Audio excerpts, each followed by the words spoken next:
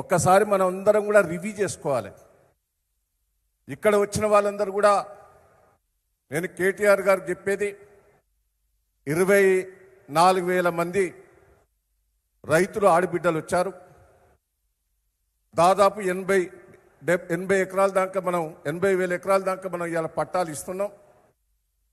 నేను ఒకటే కేటీఆర్ గారిని చెప్తున్నా, మహబూబాబాద్ జిల్లా మీ రుణం తీసుకుంటుందని కూడా ఈ సందర్భంగా మీకు తెలియజేస్తున్నా. గట్టిగా చప్పట్లు కొట్టాలి. ఏందండి, నేను 40 ఏళ్ళ నుంచి రాజకీయాలు ఉన్నా. ఇక్కడ డోర్నకల్లు మహబూబాబాద్ ఎంపీగా కూడా పనిచేశాను. ఆ రోజు పరిస్థితి ఎట్లా ఉండే, ఈ రోజు పరిస్థితి ఎట్లుండేనే రివ్యూ చేసుకోవాలి. నేను కాంగ్రెస్ పార్టీ వాళ్ళు మాట్లాడతారు, ఇది చేయలేదు, అది చేయలేదు, ఇది చేయలేదు, అది చేయలేదు అంటారు. 60 ఏళ్ళు 70 ఏళ్ళు మీరే వెళ్ళిండ్రు కదా. కొత్తగూడెం ఎట్లుండే, గూడూరు ఎట్లుండే, మహబూబాబాద్ జిల్లా ఎట్లా ఉండే, మన కొత్తగూడ పోళ్ళు, గూడూరు వాళ్ళు, మహబూబాబాద్ వాళ్ళు, డోనకల్లోళ్ళు వరంగల్ పోవాలంటే సద్దులు కట్టుకుని పోయాము. అది గుర్తుపెట్టుకోండి. ఘోరమైన పరిస్థితి ఉండేది. 60 ఏళ్ళు 70 ఏళ్ళు మన భూమి పట్టాల గురించి ఆలోచించలే, మన గురించి గిరిజన సోదరుల గురించి ఆలోచించలే, ఆదివాసుల గురించి ఆలోచించలే. ఈరోజు మాట్లాడతారు కాంగ్రెస్ పార్టీ వాళ్ళు. పట్టారాను అని దగ్గరికి పోయి నీకెందుకు పట్టారా లేదని అడుగుతాడు. వాడు మొన్ననే ఆక్రమించుకున్న భూమికి పట్టా ఇవ్వాలంటాడు వాడు. బీజేపీ వాళ్ళు ఇన్ని రోజులు పట్టాలు ఇవ్వకుండా ఆపినోడు వాడు మాట్లాడతాడు. కాంగ్రెస్ పార్టీ వాళ్ళు ఇన్నేళ్ళు పట్టించుకున్నాడు వాళ్ళు మాట్లాడతారు. దయచేసి నేను గిరిజన ఆదివాసుల బిడ్డలు ఇవాళ ఆ రోజు కోరంబింగ్ గారు కానీ వీళ్ళందరూ కూడా కోరుకున్నది ఏంటిది, సేవాలాల్ గారు కోరుకున్నది ఏంటి, మన బిడ్డలు బాగుండాలి అని మీకు కోసం పోరాటం చేసిన వ్యక్తులు. మరి ఇన్నేళ్ళు కాంగ్రెస్ పరిపాలించిన వాళ్ళు ఎవరు చేయండి.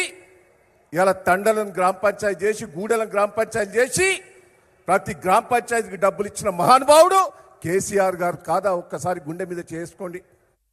ఇదివరకు తండలకు గూడాలకు రోడ్లు లేవు, తాగేందుకు నీళ్ళు లేవు, బోరింగ్ల చుట్టూ తిరిగేది, బాయిల చుట్టూ తిరిగేది, చెర్ల బట్టి చుట్టూ తిరిగేది. తాగేందుకు నీళ్ళు లేక, రోడ్లు లేక ఇబ్బంది పడ్డాం.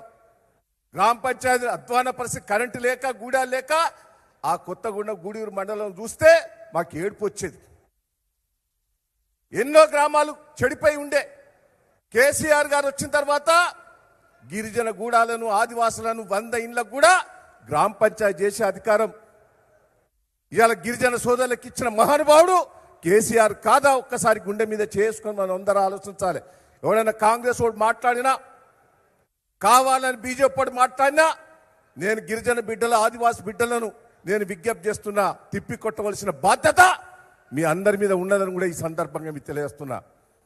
ఇవాళ పట్టా సర్టిఫికెట్ ఇచ్చి మనకు అధికారం కల్పించి సంవత్సరానికి 10,000 పెట్టుబడి ఇచ్చిన మహానుభావుడు కేసీఆర్ కాదా? ఒక్కసారి అందరూ కూడా గుండె మీద చేసుకోండి.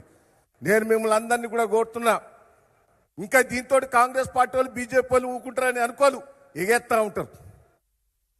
మీరేం చేసిందని అడగవలసిన బాధ్యత మీ అందరి మీద ఉన్నదని కూడా ఈ సందర్భంగా మీకు తెలుస్తాం. కేటీఆర్ గారికి నేను విజ్ఞప్తి చేస్తున్నా, మీ రుణం తీసుకుంటాం. మహబూబాబాద్ జిల్లా చేశారు, మహబూబాబాద్ మెడికల్ కాలేజ్ ఇచ్చారు, అదే తిరిగా మాకు నర్సింగ్ కాలేజ్ ఇచ్చారు. మహబూబాబాద్ మంచి వైభవంగా తయారు చేశారు. ఇంజనీరింగ్ కాలేజ్ కూడా మంజూరు చేశారు. మహబూబాబాద్ మున్సిపాలిటీ కూడా 50 కోట్లు ఇచ్చి అందంగా తయారు చేశారు. అన్ని గ్రామాలకు కూడా మన కేసీఆర్ గారు వచ్చినప్పుడు ప్రతి గ్రామానికి కూడా 10 లక్షలు ఇచ్చారు. మీ రుణం తీసుకుంటాం. నేను కేటీఆర్ గారికి హామీ ఇస్తున్నా, నేను కానీ సత్యవతి గారు కానీ ఇద్దరం మీ చేతుల గెలిపించి పెడతామని కూడా ఈ సందర్భంగా మీకు తెలియజేస్తున్నాం. మీ రుణం తీసుకుంటాం. గట్టిగా చప్పలు కొట్టాలి. జై తెలంగాణ. చేతులు వాళ్ళు చెప్పారు, చేతులు లేని వాళ్ళు పెట్టండి. జై తెలంగాణ, జై తెలంగాణ, జై కేసీఆర్ గారు. నేను కలెక్టర్ గారికి, అడిషనల్ కలెక్టర్కి, అధికారులకు కూడా, ఎస్పీ గారికి నేను ప్రత్యేకంగా కృతజ్ఞతలు, ధన్యవాదాలు. బాగా చేశారు.